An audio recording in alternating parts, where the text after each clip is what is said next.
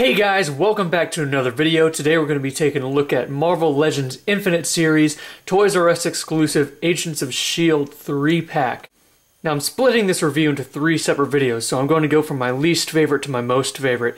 So today we're going to be starting off with Mr. Nicholas J. Fury. Now, this is my least favorite figure in this 3-pack, but by no means is this a bad figure. In fact, this is actually a pretty good figure. I just have a few minor gripes, and we'll get into detail about that. Now, this is pretty much the exact same Nick Fury figure that we got from the Captain America First Avenger Marvel Legends wave. The only major difference being that his shirt is completely black as opposed to that bluish kind of gray-blue color. His skin tone may be a little bit different as well. He also doesn't come with as many accessories as the original one did, which is kind of disappointing, but it being a 3-pack, I can kind of understand why they skimped out on the accessories. Going into the details, you can see they got this head sculpt spot on, man. This is 100% Samuel L. Jackson, and that just looks so badass, man. Really nice job painting his goatee and his eye patch.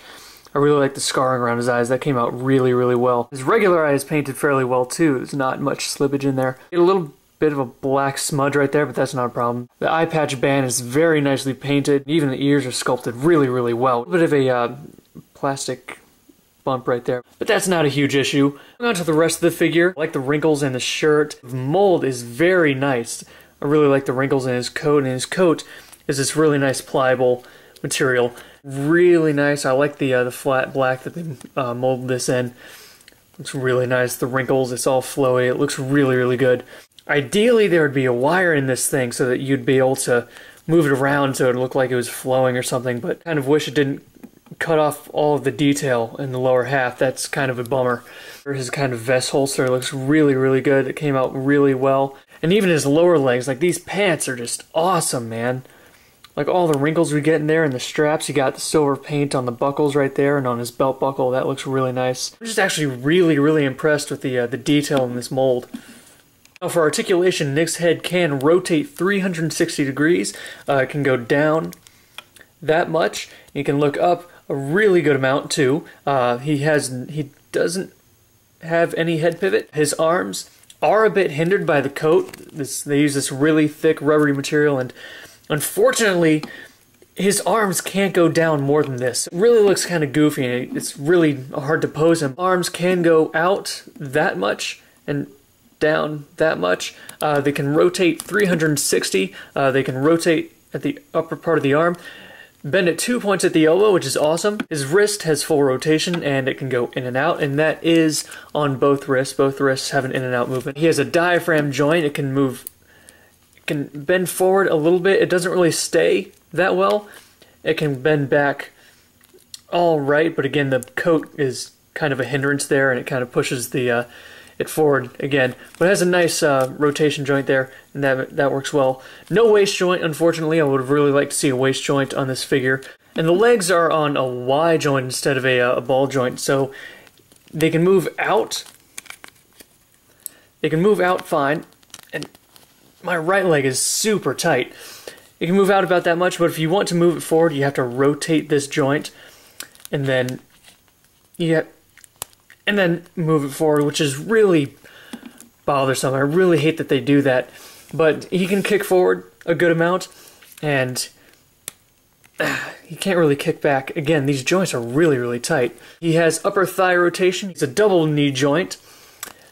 He rotates at the foot, and his boot can go forward about that much and goes back about that much. Unfortunately, he doesn't have ankle pivot. He only has a rotation, which is a real bummer because posing this guy is an absolute travesty. It's getting to the point where an ankle pivot should be standard on these figures, and the fact that we didn't get that is kind of disappointing. Now for accessories, Nick Fury doesn't come with as many weapons as he did originally.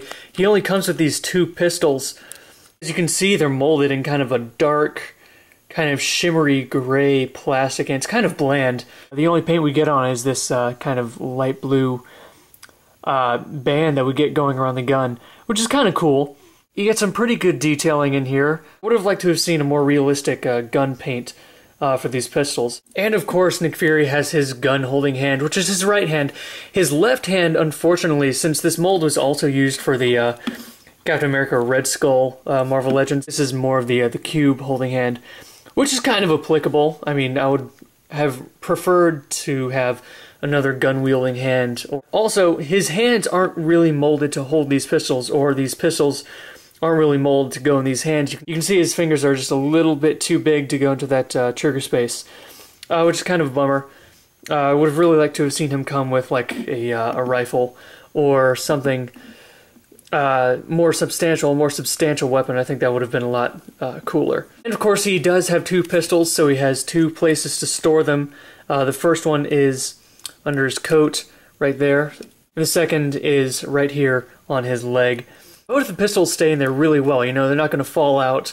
You're not going to lose them if you choose to keep them stored in the holsters. So that's really cool. For size comparison, here he is with the other figures in his 3-pack, and I think he's scaled really, really well. He is the tallest out of the three, which I think fits the scale really well. And here he is with Cap and Iron Man, which again, I think he scales really, really well. Looking back on the figure, this is a pretty decent figure. I do have really minor complaints, one of which being ankle pivot, and the other being these wide joint legs. These really should be ball joints, and I wish they had updated that a little bit. I also wish that we got better arm articulation. Articulation on this guy is just kind of a real letdown. I would have really liked to have seen a waist joint, ankle pivot, and these arms just kill me, man.